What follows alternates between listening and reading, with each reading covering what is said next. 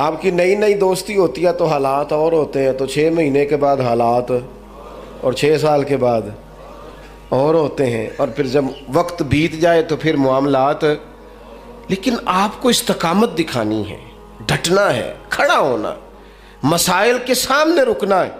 مسائل سے بھاگ جانا، نظریں چرانا، میرا گھر میں دل نہیں لگتا، میں کہیں اور رہوں گا، میں ملک میں نہیں رہوں گا، میں ان رشتہ داروں کے بیچ وقت نہیں گزاروں گا، یہ انداز ٹھیک نہیں. اسلام نے گوشہ نشینی کو ناپسند کیوں کیا ہے؟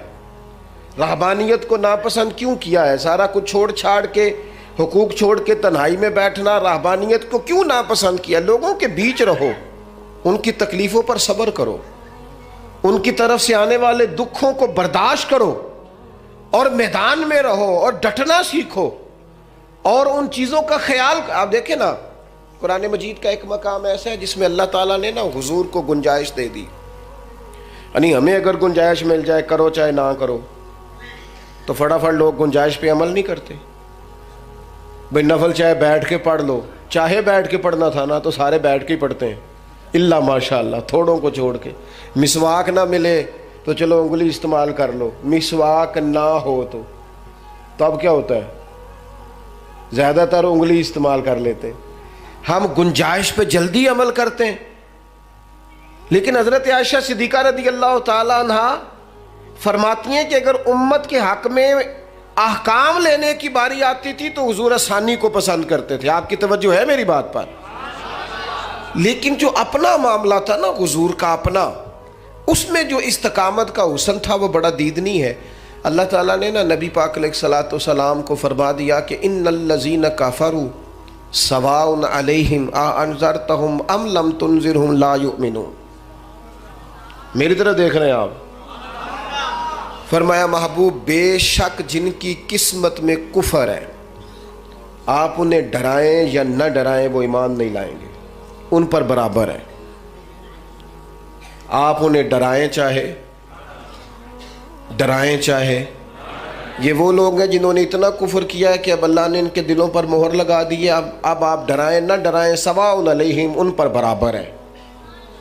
صحابہ نے حضور سے پوچھا یا رسول اللہ، آپ کو اللہ تعالیٰ نے کہہ دیا ہے کہ یہ جو پکے کافر ہیں نا، جن کی قسمت میں کفر ہے، جنہوں نے اپنے حق میں مہریں لگوا لی ہیں، ابو جہل ہے، ابو لہب ہے، آپ کو اجازت ہے ان کو ڈرائیں چاہے. تو حضور کیا کرنا ہے؟ تو نبی کریم علیہ الصلوۃ والسلام نے پتہ کیا فرمایا؟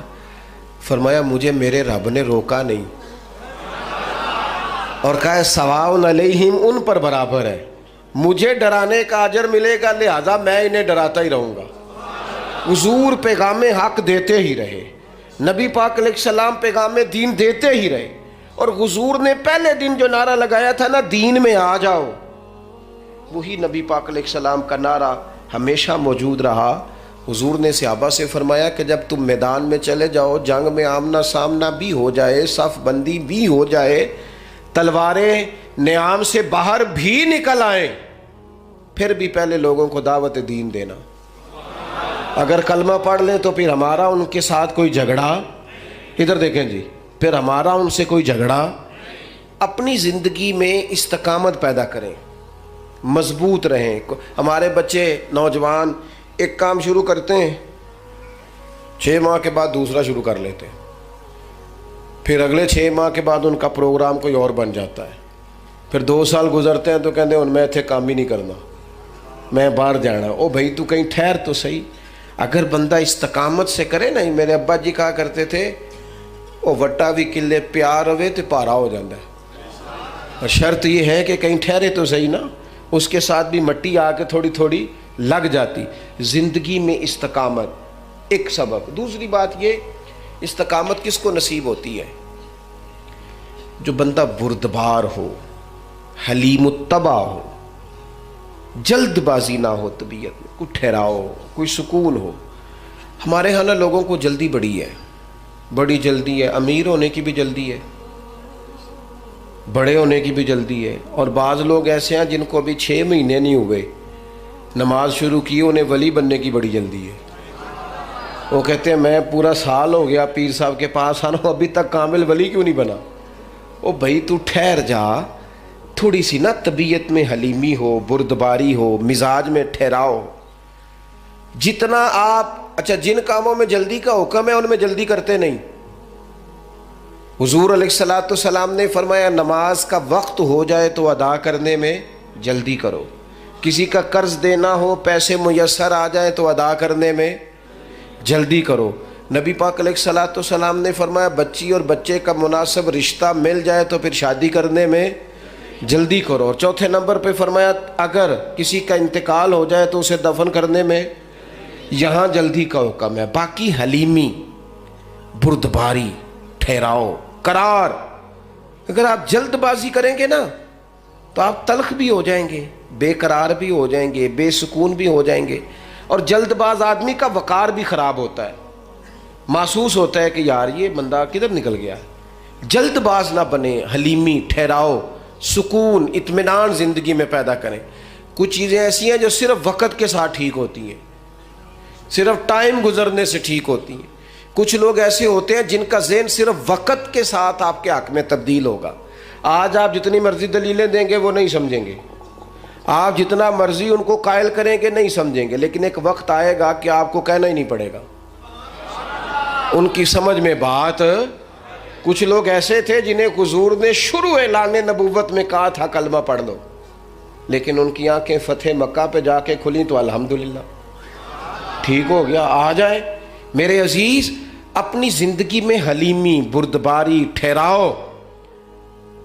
وہ مرغی بھی جب تک جم کے نہ بیٹھے، انڈوں سے بچے نکلتے، اسے بھی کچھ دن ڈٹ کے بیٹھنا پڑتا ہے. اگر ٹھہراؤ ہی نہیں ہوگا، قرار ہی نہیں ہوگا. قبیلہ عبد القیس کا وفد آیا تھا حضور کی بارگاہ، کچھ لوگ دوڑ کے آ گئے زیارت کرنے کے لیے، لیکن جو ان کا سردار تھا نا،